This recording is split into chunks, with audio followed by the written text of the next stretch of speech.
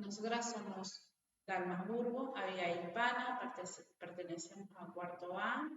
Vamos a hacer este video hablando en el área de historia sociopolítica latinoamericana y argentina.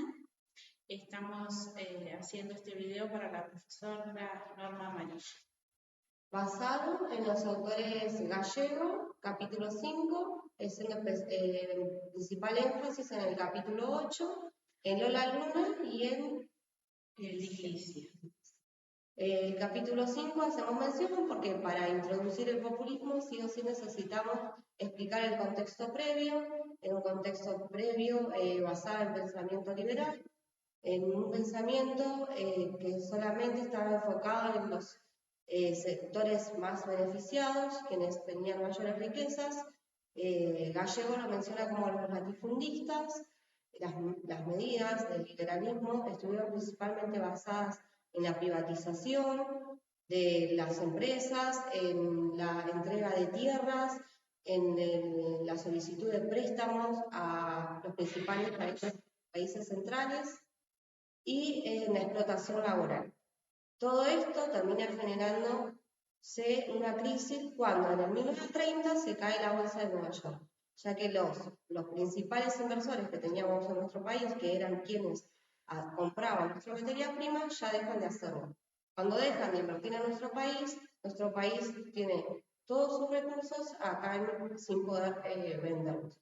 Esto produce una crisis social, económica en toda la sociedad argentina. De esta manera, como bien ella está explicando, en la época liberal, el populismo empieza a ingresar en la zona latinoamericana y americana. Esto sucede por esta gran crisis y principales actores políticos comienzan a ver que había un sector que no era considerado. Ese sector había sido considerado en algún momento como excluido y era el sector mayoritario donde se podía apoyar para esta política. Cuando hablamos de esto, hablamos de Perón, que él fue uno de los principales que llega al Estado, llega al gobierno, principalmente a través de diferentes dictaduras. Claro, de Argentina. Como estamos haciendo foco principalmente en este momento en el país. Bueno, siguiendo con esto, vemos que Perón se capacita, se va a Europa, principalmente a uno de los países que asiste, es a Italia, donde él toma políticas de ese momento y las trae hacia Argentina. Empieza a ver, como en la primera dictadura, él entra a través del Ministerio de Trabajo. Y luego es vicepresidente de la misma dictadura en la que fueron parte. Claro. Pero su principal foco estuvo en el Ministerio de Trabajo. Claro, entonces en ese momento ve que había un sector de trabajadores que no era incluido en todas las medidas económicas y políticas que estaban teniendo los gobiernos anteriores. Ve que este sector es fuerte, entonces empieza él a relacionarse principalmente con este sector.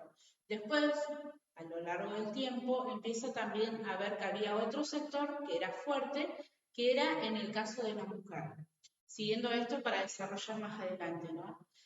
Cuando ve estos sectores, él llega al gobierno, empieza a tener políticas con ellos y propone que las nuevas políticas que se van a suceder en el Estado a través de 1946, cuando él asume democráticamente, claro, es una repartición de bienes hacia todos. Eso es lo que trata el populismo en sí, a lo largo de toda América, ¿no? Que sea una repartición de bienes que favorezca esto a los sectores que no eran visibilizados en ese momento. Ganándose así el voto, pensando en su partido, que favorecemos más el político. Claro. Entonces, después con esto, lo que él va viendo es que hay que tener un sector para controlar o que favorezca las políticas propias que él iba estableciendo en ese momento. Ve que la mujer pasa a tener un foco importante. ¿La mujer por qué la consideraba? Porque en realidad no se le, como menciona Lola, ahora vamos a leer una cita de Lola, pero Lola aclara que desde el populismo en general y principalmente Perón se visualiza a la mujer teniendo en cuenta su posición en la casa, su posición en la familia, considerando que iba desde el autoritarismo, desde el paternalismo, a transmitir su ideología a quienes integraban el cuerpo familiar, los hijos y el padre. Ahora vamos a proceder a leer una cita. Sí. Se va a leer la cita para poder hablar claramente lo que dice el autor. La situación de exclusión política de las mujeres se visibiliza al incorporarse paulativamente grupos femeninos al mundo del trabajo asalariado, primeras industrias textiles y sector público, e iniciar reivindicaciones laborales, sociales y políticas. Lola Luna, 1992. Con esto lo que quiere decir Lola Luna es que cuando la mujer comienza a introducirse en las empresas, en las industrias, que ahora lo va a explicar Abigail, se dan cuenta y visualizan que la mujer había sido excluida y que aún faltaba mucho por incorporar desde su lado hacia la política. Como bien lo explicó ella y leyó en la cita, la mujer no es considerada en este momento en el trabajo. Entonces se le empieza a dar visibilidad a ella a través de un intermedio. Volvemos a esto, que el país tuvo que tener una reorganización propia para poder solventar lo que estaba, la crisis mundial que estaba sucediendo. Al quedarse sin inversiones, claro, sin inversiones, tiene que solucionar propiamente el país hacia adentro. Es lo que hace empezar a invertir en las industrias textiles. Claro, industrias textiles, madera, químicos, y entonces la mujer se empieza a visibilizar en ese momento, se empieza a ser considerada, la necesitan para esos trabajos por su contextura, por su delicadeza o por sus manos. Eso es lo que menciona los trabajos a donde se le apuntaba a la mujer. Comienza a ella a tener sus propios derechos adentro de las industrias, en las principales industrias.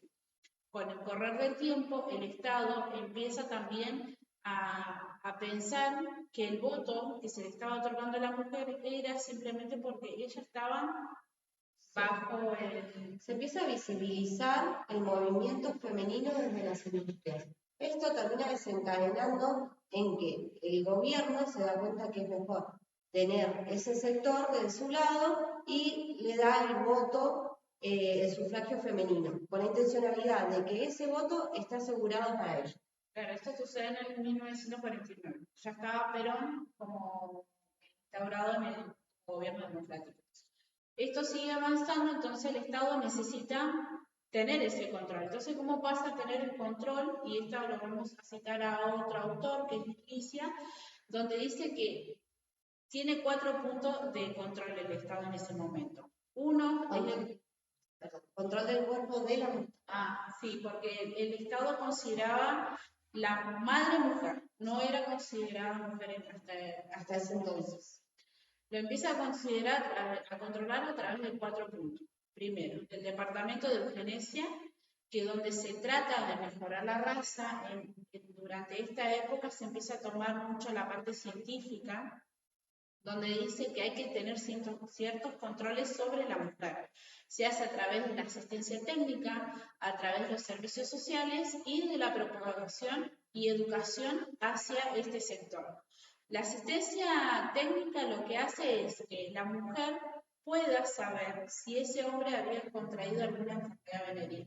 El Estado hace principal hincapié en esta parte, de que para obtener una raza buena para el día de mañana, poder sacar producto de estas nuevas generaciones, necesitan que los nacimientos sean acordes a saludables, medidas sanitarias. Entonces, a partir de estas leyes, todas estas leyes que se van integrando, comienza el gobierno, el Estado del populismo, empieza a tener principales leyes. Una de las primeras es el primer plan quinquenal, donde allí se empieza a hacer un control saludable tanto de la mujer y del niño, en la parte de la paternidad. Después se sigue a través de una ley que se da en la Constitución, donde se empieza a dar voz a los novos, se empieza a proteger. Si el hombre trabajaba, la mujer y el niño pasarían a tener asistencia médica. Después sale el segundo plan quinquenal, donde se intenta controlar ahora que se pague a la mujer por el matrimonio por el nacimiento y que se provea a ese niño unas ciertas garantías para su educación y alimentación. Así después llega otra ley que saca el gobierno de Perón, donde dice que las mujeres durante el trabajo van a tener derecho a una protección maternal durante el nacimiento y antes del nacimiento. Todas estas medidas que mencionaba Abigail y las medidas que mencioné al principio sobre el liberalismo son esquemas políticos. El liberalismo tiene su esquema, su ideología y sus maneras de trabajar desde el sector social, desde el sector económico y desde la educación. El populismo lo que hace es ver los errores que había cometido el liberalismo en la crisis y qué sectores había afectado.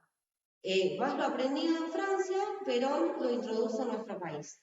También había tenido en cuenta en su momento las ideologías que estaba implementando Vargas y otros populistas que ya estaban introducidos en Latinoamérica. Estos pensamientos, estos esquemas políticos, estos planes que traen, en realidad no es que lo hacen pensando principalmente en los sectores para mejorar su vida, sino que lo hacen pensando en que posiblemente en un futuro ellos van a poder tener el voto. ¿Por qué se tiene en cuenta a la mujer? Porque era la mayoría de la población y que en realidad era un voto que estaba perdido, que no se estaba teniendo en cuenta. Y pensando en la mujer también están pensando en el hijo, en el futuro, en el voto del hijo. Hoy, con el diario de hoy, nosotros podemos ver que estas ideologías políticas siguen estando presentes. El populismo y las ideas de Perón de implementar una ideología de que garantizar el futuro del sector trabajador, pensándolo como futuros populistas, de alguna que otra manera lo logra, porque hoy en día tenemos un partido político que se llama peronistas, no se llama populistas. Entonces, con todas sus ideologías políticas, Perón logró su cometido, logró atrapar a un sector social que no estaba visibilizado. Sin embargo, la oposición sigue estando, porque también hay pensamientos liberales que siguen estando presentes. Quizás en algunos sectores se lo llama neoliberalismo, pero siguen estando las mismas medidas y siempre es oficialismo o oposición, pero siempre siguen el mismo esquema. Claro, y también lo que podemos observar es que una fuerte sociedad de ese momento que hoy sigue estando, que son nuestros adultos mayores, ellos ven todo lo bueno que sucedió durante la época del peronismo, pero no se puede llegar a otro punto de vista. O sea, hizo esto bueno, sí, está bien, pero ¿con qué cometido? Como bien mencionó Dharma, fue solamente para instaurar sus propias políticas. Pero a todo aquello que no sucedió en esa época, o que no se visibilizó, o que era como los contrapuntos de la política que él estaba llevando, no es reconocido. Entonces vemos hoy ese cierto fanatismo de estas ciertas partes de adultos mayores que también se contagia a las siguientes generaciones. Pero bueno, si uno puede, como dijimos al principio en nuestro título, es una mirada crítica, vemos y analizamos que todo esto leído en esta cátedra lo podemos poner. Tenemos la capacidad crítica de observar medidas políticas con la verdadera intención con la que se realizan. Claro, la política siempre lleva alguna intención hacia algún lado y casi siempre es hacia los propios que están en el gobierno.